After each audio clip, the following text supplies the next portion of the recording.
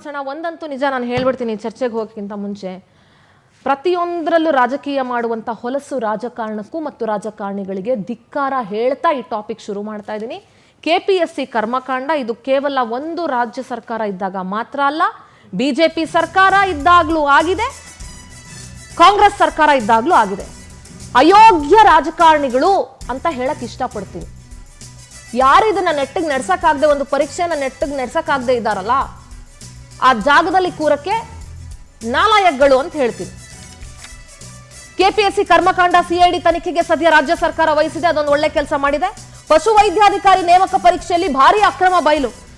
ಸದ್ಯ 2 ಕೇಸನ್ನ CIDಗೆ ವರ್ಗಾವಣೆ ಮಾಡಿದಾಗಿ ಕಮಿಷನರ್ ಸಿಮಂತ್ ಕುಮಾರ್ ಸಿಂಗ್ ಹೇಳಿಕೆ ಕೊಟ್ಟಿದ್ದಾರೆ. ಹೈಕೋರ್ಟ್ನಲ್ಲಿ ವಿಚಾರಣೆ ನಡೀತಾ ಇರುವಂತಹ ಕೇಸ್ ವರ್ಗಾವಣೆ ಆಗೋದು ಬಾಕಿ ಇದೆ. ಪಶು ವೈದ್ಯಾಧಿಕಾರಿ ನೇಮಕದಲ್ಲಿ 80 ಲಕ್ಷಕ್ಕೆ ಒಂದು ಹುದ್ದೆಯನ್ನ ಡೀಲ್ ಮಾಡ್ಕೊಂಡಿರೋ ಆರೋಪ ಇದೆ. ಪದವಿ ಪರೀಕ್ಷೆ ಫೇಲ್ ಆದವರಿಗೆ ನೇಮಕಾತಿ ಪರೀಕ್ಷೆಯಲ್ಲಿ ಹೆಚ್ಚು ಅಂಕ ಬಂದಿದೆ. ನಕಲಿ ಪ್ರಮಾಣ ಪತ್ರ ಕೊಟ್ಟು ಮಗಳ ನೇಮಕಾತಿಗೂ ಅಧ್ಯಕ್ಷರು ಡೀಲ್ ಮಾಡಿದ್ರು. ಹೆಸರು ಪಕ್ಕದಲ್ಲಿ ಸಾಹುಕಾರ ಅಂತ ಬೇರೆ ಕರ್ಮಕ್ಕೆ. ಅವ್ರನ್ನ ಯಾರು ನೇಮಕ ಮಾಡಿದ್ರು ಅನ್ನೋದನ್ನು ಯಾರು ಮರಿಬಾರ್ದು. ಯಾರು ಅವಧಿಲ್ ನೇಮಕ ಆಗಿದ್ರು, ಯಾರು ಅವ್ರನ್ನ ತಗೊಂಡೋಗಿ ಆ ಸೀಟಲ್ಲಿ ಕೂರಿಸಿದ್ರು. KPSC ಒಂದ್ ನಿಮಿಷ ಸರ್, ಒಂದ್ ನಿಮಿಷ sir, I need to finish my ನಮ್ ಬ್ರೇಕಿಂಗ್ ಮುಗಿಸ್ಬೇಕು, ಒಂದ್ ನಿಮಿಷ ಇರಿ. KPSC ಸರಿದಾರಿಗೆ ತರೋದಕ್ಕೆ ರಾಜ್ಯದಲ್ಲಿ ಜೆನ್ಸಿ ದಂಗೆ ಆಗ್ಬೇಕಾ ಅಂತ ಅಧಿಕಾರಿಗಳ ಬೇಜವಾಬ್ದಾರಿ, ರಾಜ್ಯ ಸರ್ಕಾರದ ಹೊಣೆಗೇಡಿತನ. ಕೇಂದ್ರ ಸರ್ಕಾರ ಪ್ರಶ್ನಿಸಿದ್ದ ರಾಜ್ಯ ಸರ್ಕಾರ ಉತ್ತರ ಕೊಡುತ್ತಾ? ಕೇಂದ್ರ ಸರ್ಕಾರನ ಹೋಗಿ ಪ್ರಶ್ನೆ ಮಾಡಿದ್ರಲ್ಲ, ಅಲ್ಲಿ ಕುತ್ಕೊಂಡು ಮೋದಿ ಮನೆ ಮುಂದೆ ಸ್ಟ್ರೈಕ್ ಮಾಡಿದ್ರ, ತಪ್ಪು ಅಂತ ನಾನು ಹೇಳ್ತಾ ಇಲ್ಲ. ಅದೇ ತರ ಇಲ್ಲೂ ಮಾಡ್ಬೇಕು ಅಂತ ಹೇಳ್ತಾ ಇದ್ದೀನಿ. ರಾಜ್ಯದಲ್ಲಿ ನಡೆದ ಅಕ್ರಮಕ್ಕೆ ಯಾರು ಹೊಣೆ, ಯಾರು ತಲೆದಂಡ ಮಾಡ್ತೀರಿ? KPSC ಅಧ್ಯಕ್ಷ ಮತ್ತು ಮಗಳಿಗೆ ಕಠಿಣ ಶಿಕ್ಷೆ ಆಗುತ್ತಾ? ಆಗಬೇಕು, ಅದು ನಮ್ಮ ಒತ್ತಾಯ. ಕೇಂದ್ರ ಮಾದರಿ ಕಠಿಣ ಕಾನೂನು ಜಾರಿಗೆ ರಾಜ್ಯ ಸರ್ಕಾರನು ತರಬೇಕು. ಕಾನೂನುಗಳೀಗ ಬೇಕಾದಷ್ಟಿದೆ, ಆದ್ರೆ ಎಷ್ಟು ಮಟ್ಟಿಗೆ ಎಕ್ಸಿಕ್ಯೂಟ್ ಆಗ್ತಾ ಇದೆ ಅನ್ನೋದೇ ಪ್ರಶ್ನೆ.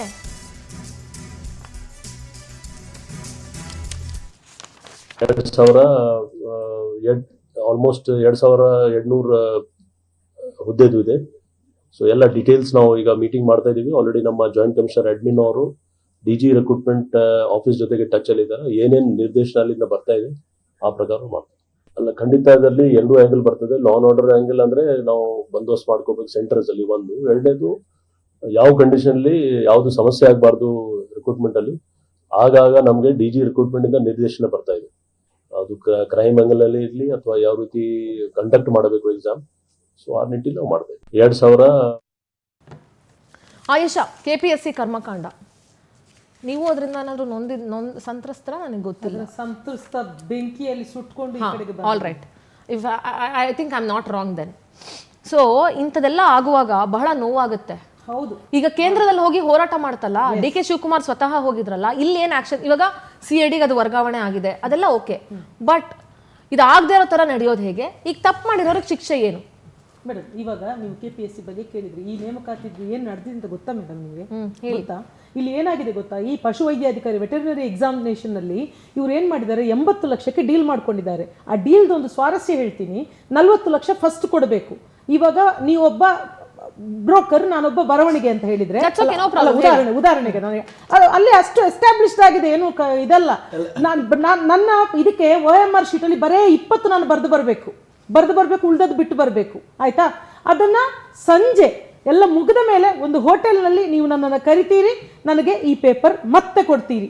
ಬೆಳಿಗ್ಗೆ ಸಬ್ಮಿಟ್ ಫಿಲ್ ಮಾಡಿ ಕೊಡಬೇಕು. ಆದ್ರೆ ಫಿಲ್ ಮಾಡಿ ಕೊಟ್ಟಾಗ ಮೇಡಮ್, ಉಳಿದ 40 ಲಕ್ಷ ಇದೆಯಲ್ಲ, ಇಲ್ಲ, ಆವಾಗ ಕೊಡ್ಲಿಕ್ಕಿಲ್ಲ. ಅದು ಯಾವಾಗ ಅಂತ ಹೇಳಿದ್ರೆ, ನನ್ನ ಎಲ್ಲಾ ಡಾಕ್ಯುಮೆಂಟ್ ನಿಮ್ಮ ಕೈಯಲ್ಲಿರುತ್ತೆ, ನನ್ನ ಎಲ್ಲಾ ಮಾರ್ಕ್ಸ್ ಕಾರ್ಡ್ ಪಟ್ಟಿ ನಿಮ್ಮ ಕೈಯಲ್ಲಿರುತ್ತೆ. ನೆಕ್ಸ್ಟ್ ಇದಕ್ಕೆ ಬರುತ್ತಲ್ಲ ವೆರಿಫಿಕೇಶನ್ಗೆ, ಆವಾಗ ಮತ್ತೆ ನಾನು ಕೇಳ್ತೀನಿ, ವೆರಿಫಿಕೇಶನ್ಗೆ ಬಂದಿದೆ ಸರ್, ಲೆಟರ್ ಬಂದಿದೆ, ಡಾಕ್ಯುಮೆಂಟ್ ಕೊಡಿ, ಉಳಿದ 40 ಲಕ್ಷ ರೂಪಾಯಿ ಇಲ್ಲಾಂದ್ರೆ ವೆರಿಫಿಕೇಶನ್ ಆಗೋದಿಲ್ಲ. ಆವಾಗ ಕೊಟ್ರೆ, ಅಂದ್ರೆ ಅಷ್ಟು ಎಸ್ಟಾಬ್ಲಿಷ್ಡ್ ಸಿಸ್ಟಮ್ ಇದೆ ಇಲ್ಲಿ. ಈ KPSC ಅನ್ನುವಂಥದ್ದು ಕರ್ನಾಟಕದ ಪ್ರತಿಭಾನ್ವಿತ ಮಕ್ಕಳ ಅವರ ಭವಿಷ್ಯವನ್ನು ಬರೆ ಹಾಕ್ಲಿಕ್ಕೆ ಅಂತಲೇ ಇರುವಂತಹ ಒಂದು, ಆದ್ರೆ ಒಂದು ಸರ್ಕಾರಿ ಉದ್ಯೋಗ ಅನ್ನುವಂಥದ್ದಿದೆಯಲ್ಲ, ಒಂದು ಪ್ಯಾಷನ್ ಅದು. ಅದರಲ್ಲಿರುವಂತಹ ಒಂದು ರೋಚಕತೆ ಕರ್ನಾಟಕ ಪಬ್ಲಿಕ್ ಸರ್ವಿಸ್ ಕಮಿಷನ್ ಅನ್ನೋದಕ್ಕಿಂತ ಕರ್ನಾಟಕದ ಪಾಪಿಷ್ಟ ಕರ್ನಾಟಕದಲ್ಲ ಮೇಡಮ್, ದೇಶದ ಅತ್ಯಂತ ಕುಖ್ಯಾತ ಸಂಸ್ಥೆ ಇದು. ಆ KPSC ಅನ್ನುವಂಥದ್ದೆಲ್ಲ, ಆ ಕಲ್ಲು ಕಟ್ಟಡ ಇದೆಯಲ್ಲ, ಅದನ್ನ ನೋಡುವಾಗಲೇ ನಂಗೆ ದಗದಗ ಅನ್ಸುತ್ತೆ.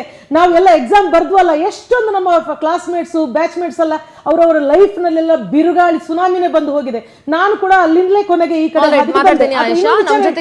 ಮೇಡಮ್ ಒಂದು ವಿಚಾರ, ಈ ಸಾಹುಕಾರ ಶಿವಶಂಕರಪ್ಪ ಅವ್ರನ್ನ ನೇಮಿಸಿರುವಂತದ್ದು ಇದೇ ಯಡಿಯೂರಪ್ಪ.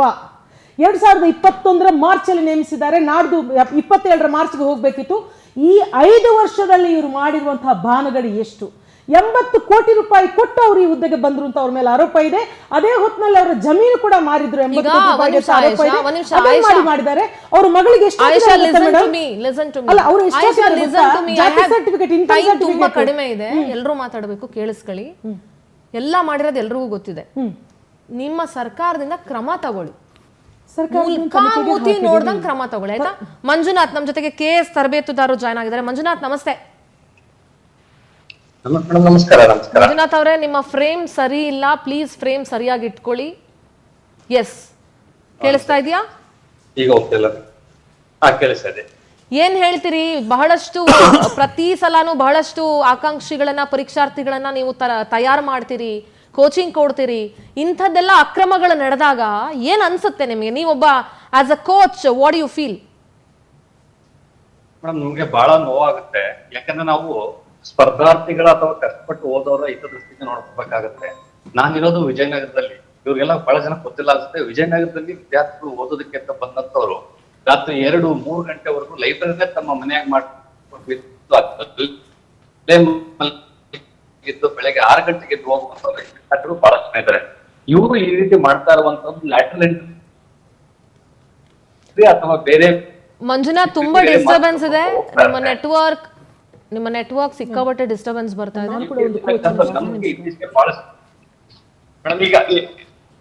ತುಂಬಾ ಕಟ್ ಆಗ್ತಾ ಇದೆ ನೆಟ್ವರ್ಕ್. ಎಸ್, ಮಾತಾಡಿ. ಒಂದ್ ಸೆಕೆಂಡ್. ಈಗ ಕಳಿಸಿದ್ಯಲ್ಲ? ಹಾ, ಹೇಳಿ. ಈಗ ಇಲ್ಲಿ ಏನಾಗಿದೆ ಅಂದ್ರೆ ಬಹಳ ಕರಪ್ಷನ್ ಆಗ್ತಾ ಇರೋದ್ರಿಂದ ಬಹಳಷ್ಟು ಜನ ಪ್ರತಿಭಾವಂತ ವಿದ್ಯಾರ್ಥಿಗಳಿಗೆ ಅಥವಾ ಏನು ತಾವು ಜೀವನ ಪೂರ್ತಿ ಒಂದು ಕನಸನ್ನ ಕಟ್ಕೊಂಡಿರ್ತಾರೆ, ಆ ಕನಸು ಕಟ್ಕೊಂಡು ಓದ್ತಾ ಇರುವಂತ ಮಕ್ಕಳಿಗೆ ಅನ್ಯಾಯ ಆಗ್ತಾ ಇದೆ. ಜೊತೆಗೆ ಅವ್ರು ಮಾತನಾಡ್ಬೇಕಾದ್ರೆ ಹೇಳ್ತಾ ಇರೋದು KPSC ಅನ್ನುವಂತ ವಿಚಾರ ಏನ್ರೆ, KPSC ಅಷ್ಟು ಕರಪ್ಷನ್ ಮತ್ತೊಂದಿಲ್ಲ. ಇದರಲ್ಲಿ ಆ ಸರ್ಕಾರ ಈ ಸರ್ಕಾರ ಅನ್ನುವಂತ ಯಾವುದೂ ಇಲ್ಲ. ಬಿಜೆಪಿ ಸರ್ಕಾರದಲ್ಲೂ ಮಾಡಿಕೊಂಡು ಕಾಂಗ್ರೆಸ್ ಸರ್ಕಾರದಲ್ಲೂ ಇವತ್ತಿಗೂ ಮಾಡ್ತಾ ಇದ್ದಾರೆ.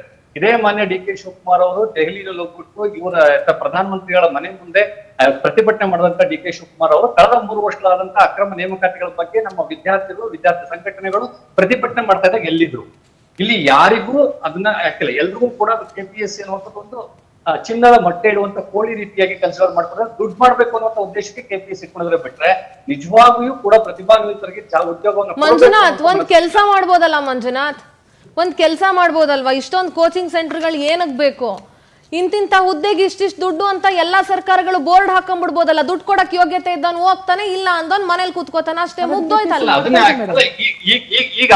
ಇವಾಗ ಬ್ಯಾಕ್ ಡೋರ್ ಇಂದ ಮಾಡೋ ಬದಲು ಲೆಟ್ ದೆಮ್ ಬಿಡಿ, ಬೋರ್ಡ್ ಹಾಕ್ರಿ. ಈಗ KS ಆಫೀಸರ್ ಹುದ್ದೆಗೆ ಇಷ್ಟು, DYSP ಹುದ್ದೆಗೆ ಇಷ್ಟು, AEE ಇಷ್ಟು, ಇಷ್ಟು ಹಾಕಿ, ಇಷ್ಟು ಲಕ್ಷ, ಇಷ್ಟು ಕೋಟಿ ಹಾಕಿ. ದುಡ್ಡು ಕೊಡಕ್ಕೆ ಕೆಪಾಸಿಟಿ ಇದ್ದವ್ರು ಹುದ್ದೆಗೆ ಹೋಗ್ತಾರೆ, ಇಲ್ದೇ ಇದ್ದವ್ರು ಇಲ್ಲ, ಅಷ್ಟೇ. ಇಲ್ಲಿ ಕೆಲವೊಂದು ವಿಚಾರವನ್ನು ಹೇಳ್ತೀನಿ ನೋಡಿ. ಈಗ ಆಲ್ರೆಡಿ ಹರಿದಾಡ್ತಾ ಇರುವಂತದ್ದು, ಈಗ ಮುಂಬರುವಂತ KS ನೇಮಕಾತಿಗೆ ಈಗ ಆಲ್ರೆಡಿ ನೋಟಿಫಿಕೇಶನ್ ಆಗೋ ಚಾನ್ಸಸ್ ಇದೆ. ಈಗ ಆಲ್ರೆಡಿ ಡೀಲಿಂಗ್ಗಳು ಶುರುವಾಗಿದ್ದಾವೆ, ಮಾತುಕತೆಗಳು ಶುರುವಾಗಿದ್ದಾವೆ.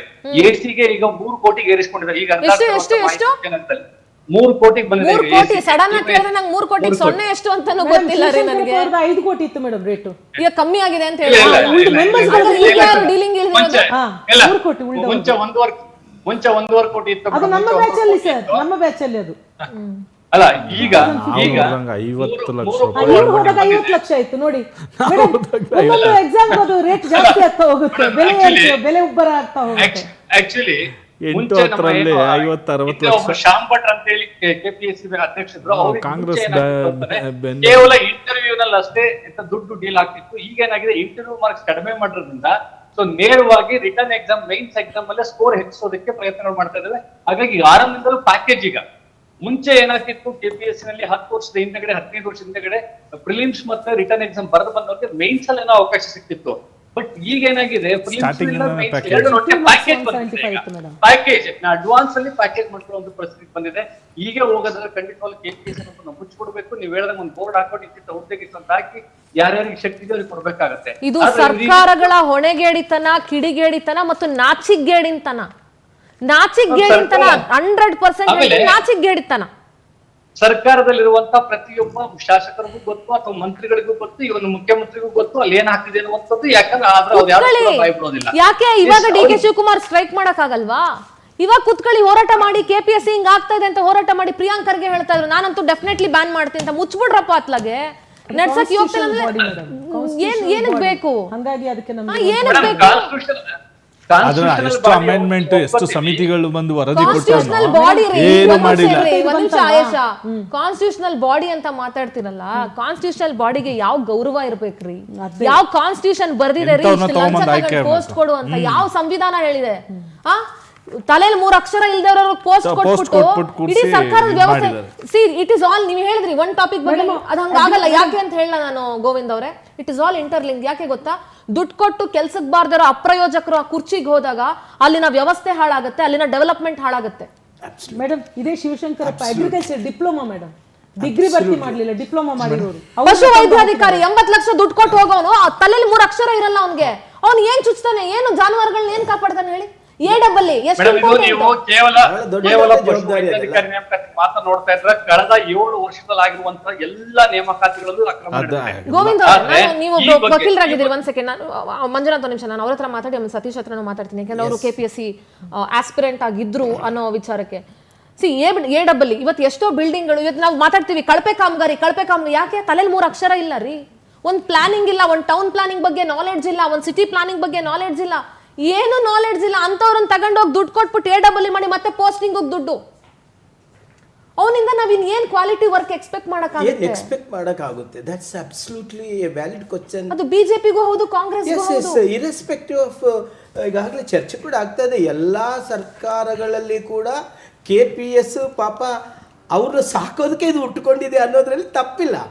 ಆದರೆ ಈ KPSC ಕರ್ಮಕಾಂಡ 2026ರಲ್ಲಿ ಯಾರ ಕಾಲಘಟ್ಟದಲ್ಲಿ ಈಗ ನಡೆದಿದೆ ಅನ್ನೋದ್ರ ಬಗ್ಗೆ ಕೂಡ ರಾಜ್ಯದ ಜನರಿಗೆ ಹೇಳ್ಬೇಕಾಗಿದೆ. ನಂಬರ್ 1, ಈಗ ರಾಜ್ಯ ಸರ್ಕಾರ ಈಗ ವಿದ್ಯಾರ್ಥಿಗಳು, ಒಂದ್ ಸೆಕೆಂಡ್, ವಿದ್ಯಾರ್ಥಿಗಳ ಡಿಮ್ಯಾಂಡ್ ಏನಿತ್ತು? ನಮಗೆ CBIಗೆ ಕೊಡಿ ಅಂತ ಹೇಳಿ. ನೋಡಿ, ರಾಜ್ಯ ಸರ್ಕಾರ CIDಗೆ ಕೊಟ್ಬಿಟ್ಟು ಕೈ ಒರೆಸ್ಕೊಂಡು ಬಿಡ್ತು. CID ಯಾರ ಕೈಯಲ್ಲಿ ಇರುತ್ತೆ ಅಮ್ಮ? ರಾಜ್ಯ ಸರ್ಕಾರದ ಗೃಹ ಇಲಾಖೆಯಲ್ಲಿ ಇರ್ತದೆ. ಹೀಗಾಗಿ ಅಲ್ಲಿ ರಿಸಲ್ಟ್ ಬರುತ್ತಾ? CBIಗೆ ಕೊಡಿ. ನೀಟ್ ಯಾರಿಗೆ ಹೋರಾಟ ಮಾಡಿ ನೀವು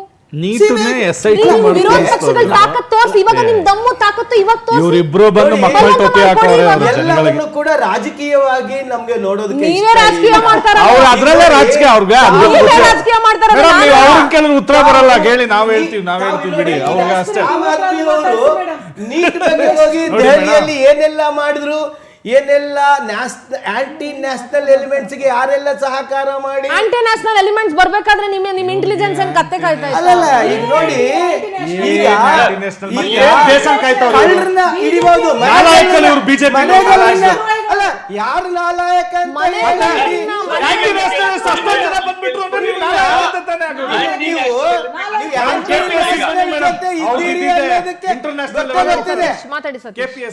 ಮೇಡಮ್ ನೋಡಿ, ನನ್ನ ಮಂಜುನಾಥ್ ಒಂದೇ ನಿಮಿಷ. Manjunath please, I will talk to you. ನಿಮಗೆ ಪೂರಕವಾಗಿ ನಾನು ಮಾತಾಡ್ತೀನಿ. ಯಾಕಂತ ಹೇಳಿದ್ರೆ KPSC ಅಂತಕ್ಕಂಥದ್ದು ಒಂದು ಬ್ರಹ್ಮಾಂಡ ಭ್ರಷ್ಟಾಚಾರ ಸಂಸ್ಥೆ. ನಾನು ಹೇಳಿದ್ನಲ್ರಿ, ಪಾಪಿಷ್ಟ. ನೋಡಿ, ಕಳೆದ 5 ವರ್ಷಗಳ ಅಂಕಿಅಂಶ ನೀವು ಗಮನಿಸಿ. ಇವ್ರಿಗೆ ಒಂದು 3000 ಪೋಸ್ಟ್ ನ ನೇಮಕಾತಿ ಮಾಡೋ ಯೋಗ್ಯತೆ ಇಲ್ಲ. 3000 ಪೋಸ್ಟ್ ಗೆಜೆಟೆಡ್ ಪೋಸ್ಟ್ಗಳನ್ನ ಚಿಲ್ಡ್ರೆ ಕರೆದಂಗೆ 300-400 ಕರೆಯೋದು. ಅದು 1 ವರ್ಷ ಕರೆದಿದ್ದನ್ನ 4 ವರ್ಷದವರೆಗೂ ತಗೊಂಡೋಗ್ತಾರೆ. ಒಂದು ಮ್ಯಾಂಡೇಟ್, ಒಂದು ಟೈಮ್ ಬೌಂಡ್, ಒಂದು ಯೋಗ್ಯತೆ ಇರೋ ಆಫೀಸರ್ಸ್ಗಳೇ ಬರಲಿಲ್ಲ ಅಲ್ಲಿ. ಇವತ್ತು ಎಷ್ಟು ಜನ ಹುಡುಗರುಗಳು ಕಾಂಗ್ರೆಸ್ ಬಂದಾಗ್ಲೂ ಪ್ರತಿಭಟನೆ, ಬಿಜೆಪಿನವ್ರ ಸಪೋರ್ಟ್. ಅವಾಗ ಹೋಗಿ ನಾನು ಇದನ್ನೆಲ್ಲ ನನ್ನ ಕಣ್ಣಿಂದ ನೋಡ್ಬಿಟ್ಟಿದ್ದೀನಿ.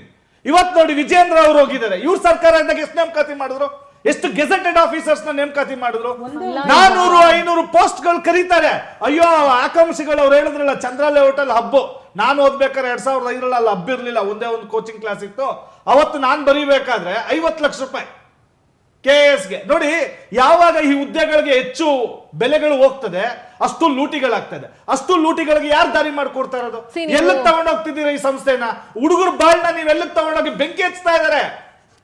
ಕನ್ನಡಿಗರು ಜಾಗೃತರಾಗಬೇಕು. ಇಂಥ ರಾಜಕಾರಣ ಎಲ್ಲ ನೋಡಿ, ಇವಾಗ ಎಲ್ಲ ಒಂದು ಅಪೋಸಿಷನ್ ಅನ್ನೋದು ಸ್ಟಾರ್ಟ್ ಆಗಿದೆ. ಇವತ್ತು ಯುವಕರಿಗೆ ಇಬ್ರು ಶತ್ರುಗಳೇ.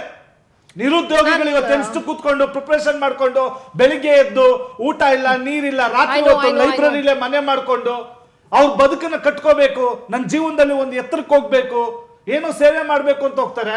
ಆಮೇಲೆ ಇವ್ರು ನೋಡಿದ್ರೆ ಪ್ಯಾಕೇಜ್ ವರ್ಗೂ ಬಂದಿದೆ. ಫಸ್ಟ್ ಆದ್ರೂ ಇಂಟರ್ವ್ಯೂ ಅಲ್ಲಿ ಇದ್ ಮಾಡ್ತಾರೆ ಊಟ ಸಮಿತಿ ಅಂತ ಏನ್ ಬಂತು. ಹೇಳ್ತಿದ್ದೀರಿ ಊಟ ಸಮಿತಿ ಸತೀಶ್, ಅದನ್ನ ನಾನು ಪರ್ಸನಲಿ ನಾನು ಎಕ್ಸ್ಪೀರಿಯನ್ಸ್ ಮಾಡಿದೀನಿ.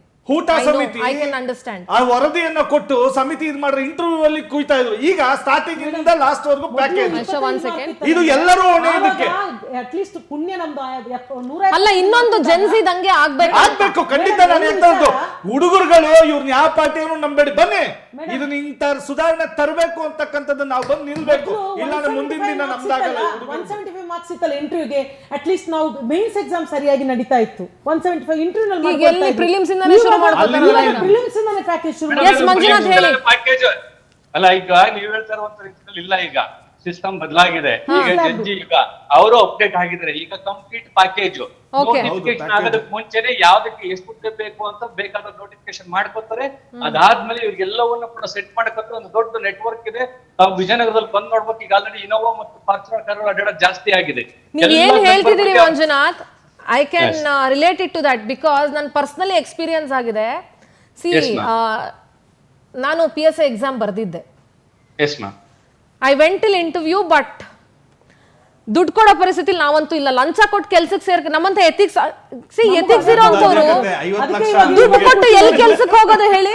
ನಾನು ಅದಕ್ಕೆ ಬಹಳ ಜನ ನಮ್ಮ ವಿದ್ಯಾರ್ಥಿಗಳಿಗೆ ಹೇಳ್ತೀನಿ, 50 ಲಕ್ಷ 1 ಕೋಟಿ ರೂಪಾಯಿ ಕೊಟ್ಟು ಜಾಬ್ ಹೋಗೋ ಬದಲು 1 ಕೋಟಿ ರೂಪಾಯಿ ಒಳ್ಳೆ ಬಿಸ್ನೆಸ್ ನ ಫೈನ್ ಎಕ್ಸಾಂಪಲ್. ನಾನೇ ಬಿಸ್ನೆಸ್ ಮಾಡಿ ಚೆನ್ನಾಗಿದ್ದೀನಿ ಇವತ್ತು.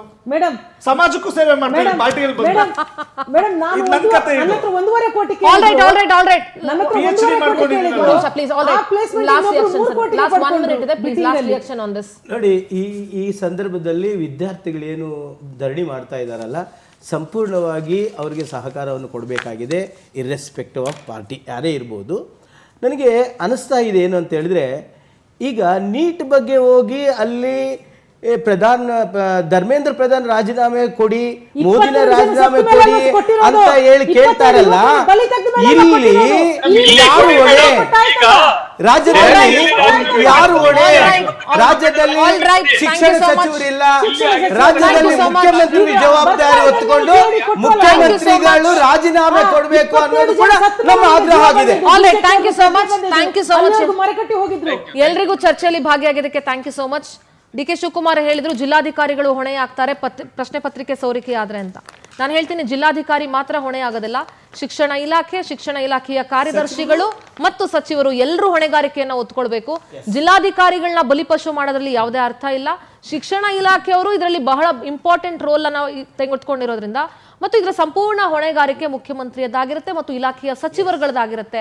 ಸೊ ರಾಜ್ಯದಲ್ಲೂ ಅಷ್ಟೇ. ಆಮೇಲೆ ಬಿಜೆಪಿ ಅವರು ಹೇಳ್ತಿದ್ರಲ್ಲ, ಅಲ್ಲಿ ಧರ್ಮೇಂದ್ರ ಪ್ರಧಾನ್ ರಾಜೀನಾಮೆ ತಗೊಂಡ್ರು, ಇಲ್ಲಿ ಯಾರು ಇದು ವಿರೋಧ ಪಕ್ಷಗಳ ಗೆಲುವು, ವಿದ್ಯಾರ್ಥಿಗಳ ಗೆಲುವು. ಅದು ನಿಮ್ಗೂ ತಾಕತ್ತಿದ್ರೆ, ಬಿಜೆಪಿ ಅವರಿಗೆ ತಾಕತ್ತು ದಮ್ಮು ಇದ್ರೆ ನೀವು ಇಲ್ಲಿ ಯಾರಿಗಾದ್ರೂ ರಾಜೀನಾಮೆ ತಗೊಳ್ಳಿ. ಈಗ ಅವ್ಯವಹಾರ ಆಗಿರೋದಕ್ಕೆ, ಆರೋಪ ಆಗಿರೋದಕ್ಕೆ, ದಟ್ ಶೋಸ್ ಯುವರ್ ಕೆಪಾಸಿಟಿ. ನೀವು ಅದ್ರ ಬಗ್ಗೆ ಮಾತಾಡಕ್ಕಾಗಲ್ಲ. ಅಂಡ್ ಮೋರ್ ಓವರ್, ನೀವು ಕಾಂಗ್ರೆಸ್ ವಕ್ತಾರ ನಿರೂಪಕರ ಅಂತ ನನ್ನ ಬಗ್ಗೆ ತೋರಿಸೋಷ್ಟು ರೋಷಾವೇಶನ ನಮ್ಮ ಮಾನ್ಯ ಬಿಜೆಪಿ ವಕ್ತಾರರು ಅದನ್ನ ವಿರೋಧ ಪಕ್ಷದಲ್ಲಿ ನಿಂತ್ಕೊಂಡು ಆಡಳಿತ ಪಕ್ಷದ ಮೇಲೆ ತೋರಿಸಿದ್ರೆ ಅಥವಾ ಅವ್ರ ಹೋರಾಟಗಳನ್ನ ಗಟ್ಟಿಗೊಳಿಸಿದ್ರೆ 28ಕ್ಕೆ ಅವ್ರಿಗೆ ಒಳ್ಳೇದಾಗತ್ತೆ ಹೊರತು ನನಗೇನು ಒಳ್ಳೇದಾಗಲ್ಲ. ಮತ್ತು ಅವರಿಂದ ಅದನ್ನೇನು ನಾನು ಕೇಳಬೇಕಾಗಿಲ್ಲ. ನೋಡ್ತಾ ಇರಿ ಪವರ್ ಟಿವಿ, ಇದು ನಿಮ್ಮ ಶಕ್ತಿ.